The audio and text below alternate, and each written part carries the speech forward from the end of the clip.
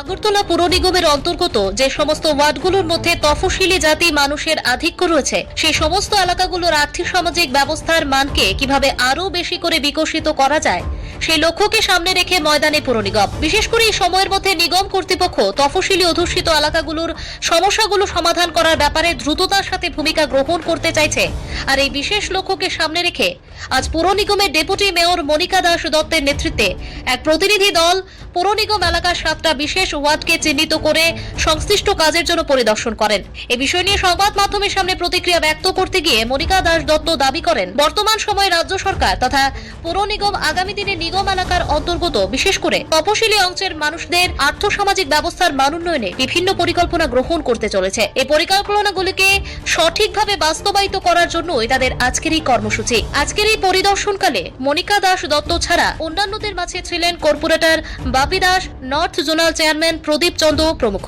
আমাদের রাজ্যের মাননীয় মুখ্যমন্ত্রীর নির্দেশ অনুসারে আমরা আগরতলা পৌর নিগম থেকে আজকে 7টি ওয়ার্ডে আমরা ভিজিট করব।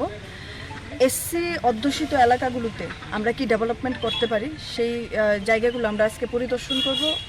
সেই জায়গাগুলি পরিদর্শন করতে আমার সঙ্গে আছেন আমাদের এমআইসি মেম্বার বাপি দাস মহাশয়। প্রথম আমরা শুরু করছি 36 নম্বর ওয়ার্ড নিতু দাস গুহ মহোদয়ের ওয়ার্ড, নিতু দে গুহ মহোদয়ের ওয়ার্ড থেকে আমাদের নর্থ জোন চেয়ারম্যান গৌতম চন্দ্র আছেন, আমাদের এসসি ওয়েলফেয়ারের চেয়ারম্যান টুটন দাস আছেন, আমাদের তপন লোধ কাউন্সিলর আছেন, মনিন্দু লোধ কাউন্সিলর আছেন, প্রসঞ্জিৎ লোধ কাউন্সিলর আছেন, এছাড়াও আমাদের এএমসির বিভিন্ন আধিকারিকরা আছেন।